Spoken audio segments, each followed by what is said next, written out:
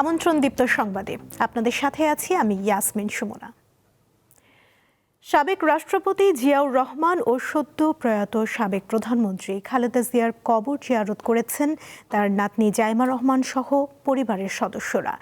সকালে রাজধানীর জিয়া উদ্যানে সমাহিত দাদির কবরে শ্রদ্ধা জানাতে যান তারা। সকাল 10:30টার দিকে পরিবারের অন্য সদস্যদের সঙ্গে নিয়ে জাইমা রহমান জিয়া উদ্যানে পৌঁছান। তার সঙ্গে পরিবারের মোট 20 জন সদস্য ছিলেন। তারা সেখানে দীর্ঘ সময় মোনাজাতে শামিল হন।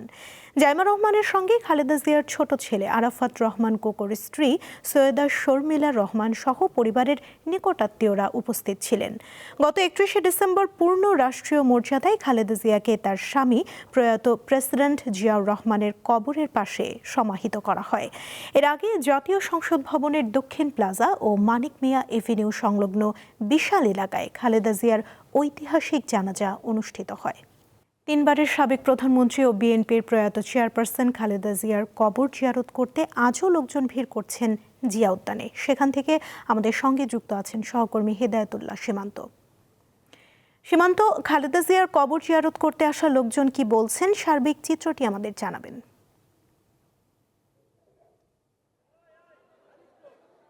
সুমনা, আপনি যেমনটি বলছিলেন, সকাল থেকে শুরু হওয়া এই জিয়ারতে বিভিন্ন শ্রেণী পেশার মানুষের পাশাপাশি সকালে পরিবারের 20 সদস্য বিশিষ্ট একটি দল সেখানে আসে, বেগম খালেদা জিয়ার কবরে জিয়ারত করে এবং দোয়া করে। এই কিছুক্ষণ আগে জুমার নামাজ শেষ হয়েছে। জুমার নামাজ শেষে মসজিদ থেকে মানুষজন আবারও কবর জিয়ারত করতে আসছেন। আমরা দেখছি যে জুমার নামাজে দোয়া করা হয়েছে বেগম খালেদা জিয়ার জন্য, তার আত্মার মাগফিরাত কামনায় বিশেষ দোয়া মোনাজাত করা হয়েছে। এই মাজারের উত্তর পাশে যে মসজিদটি রয়েছে সেখানে অনেক শ্রেণী পেশার মানুষ সেখানে নামাজ আদায় করেছেন। নামাজ আদায় করে তারা আবারও সেই কবরে আসছেন, তাকে শ্রদ্ধা জানান এবং কবর জিয়ারত করছেন। এই মুহূর্তে আমরা যদি একটু দেখানোর চেষ্টা করি, সমাধিস্থলে অসংখ্য মানুষ রয়েছেন, তারা তাকে শ্রদ্ধা জানাচ্ছেন এবং কি দোয়া করছেন, মোনাজাতে অংশ নিয়েছেন বিভিন্ন শ্রেণী পেশার মানুষ এবং কি বিএনপির বিভিন্ন অঙ্গ সংগঠনের নেতাকর্মীরাও আসছেন, এসে তাকে শ্রদ্ধা জানান এবং দোয়া করেন। সুমন, আপনি জানেন যে বেগম খালেদা জিয়া তার প্রায় 80 বছরের জীবনে অধিকাংশ সময় যে রাজনীতিতে তিনি সময় কাটিয়েছেন, সেই রাজনীতির ঐতিহাসিক এবং কি তার কাছে ঐতিহ্যমণ্ডিত সেই রাজনীতি বর্ণাঢ্য জীবন তিনি অতিবাহিত করেছেন। বাংলাদেশের বিভিন্ন শ্রেণী পেশার মানুষ এবং কি বিভিন্ন দলমত নির্বিশেষে সবার কাছে তিনি প্রিয় একজন নেত্রী হিসেবে গড়ে উঠেছিলেন। এখানকার যারা আমার সাধারণ মানুষ আসছেন, আমরা অনেকের সাথে কথা বলেছি, নারী থেকে শুরু করে শিশু এবং কি বৃদ্ধরাও এসছেন। তারা বলছেন যে আপসহীন নেত্রী হিসেবে বেগম খালেদা জিয়া সবার কাছে একজন প্রিয় মানুষ, কারণ তিনি সকল আন্দোলন সংগ্রামে আপসহীন ছিলেন এবং প্রিয় ছিলেন সবার। কারণ হচ্ছে এই তার রাজনৈতিক জীবনে সকল আন্দোলন সংগ্রাম, অর্থাৎ মুক্তিযুদ্ধ থেকে শুরু করে মুক্তিযুদ্ধে তারও অংশগ্রহণ ছিল উল্লেখযোগ্য এবং সেখান থেকে শুরু করে যত আন্দোলন সংগ্রাম বাংলাদেশে হয়েছে সকল আন্দোলন সংগ্রামে তার বলিষ্ঠ ভূমিকা ছিল এবং কি তিনি অগ্রগামী ভূমিকা পালন করেছেন। পাশাপাশি বাংলাদেশের জনগণের এবং কি গণতন্ত্রের পক্ষে ছিলেন।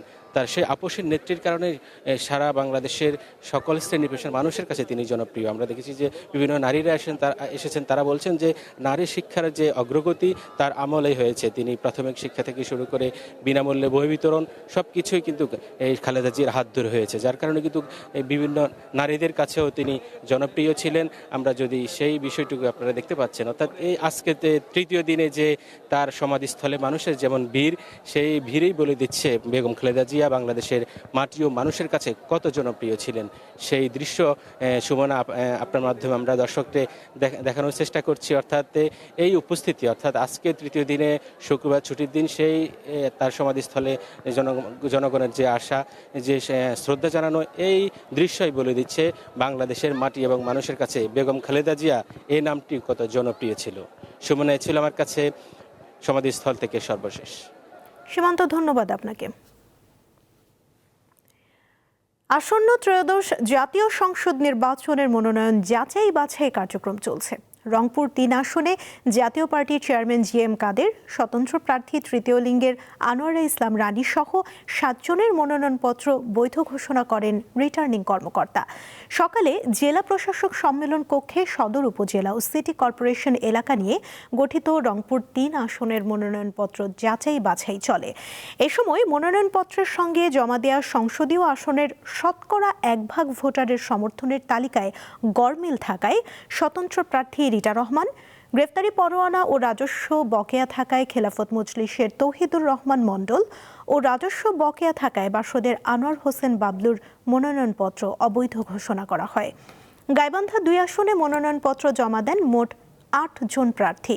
এর মধ্যে ইসলামী আন্দোলনের আব্দুল মাজেদ সহ 3 জনের মনোনয়নপত্র বাতিল করেছে নির্বাচন কর্তৃপক্ষ। জেলার 5টি সংসদীয় আসনের মধ্যে আজ 2টি আসনে মনোনয়নপত্র যাচাই বাছাই হয়। বাকি 3টি আসনে আগামীকাল যাচাই বাছাই হবে। এছাড়া মনোনয়নপত্র যাচাই বাছাইয়ের দ্বিতীয় দিনে কুড়িগ্রামে 5 জনের প্রার্থিতা বৈধ, 1 জনের বাতিল এবং 1 জনের প্রার্থিতা স্থগিত ঘোষণা করেন জেলা রিটার্নিং কর্মকর্তা। সকালে জেলা রিটার্নিং অফিসারের কার্যালয়ে কুড়িগ্রাম 3 আসনের 7 প্রার্থীর মনোনয়ন যাচাই বাছাই করা হয়। এর মধ্যে জামায়াতে ইসলামীর প্রার্থী মাহবুব আলমের দ্বৈত নাগরিকত্ব থাকায় তার মনোনয়নপত্র স্থগিত করা হয়েছে। বিএনপির রংপুর বিভাগীয় সহ সাংগঠনিক সম্পাদক আব্দুল খালেক স্বতন্ত্র প্রার্থী হিসেবে শর্ত পূরণ না করায় তারও মনোনয়নপত্র বাতিল ঘোষণা করা হয়। মনোনয়নপত্র যাচাই বাছাইয়ের আরও তথ্য নিয়ে এবারে গাইবান্ধা থেকে যুক্ত আছেন আমাদের সহকর্মী আতর রহমান রানা। কথা বলবো তার সঙ্গে। রানা, যাদের মনোনয়নপত্র বাতিল হয়েছে তাদের প্রতিক্রিয়া কেমন দেখছেন?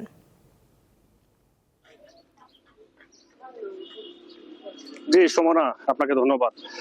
ত্রয়োদশ জাতীয় সংসদ নির্বাচনকে সামনে রেখে গাইবান্ধার যে 5টি সংসদীয় আসন আছে, 5টি সংসদীয় আসনে মোট 45 জন প্রার্থী মনোনয়নপত্র জমা দেন।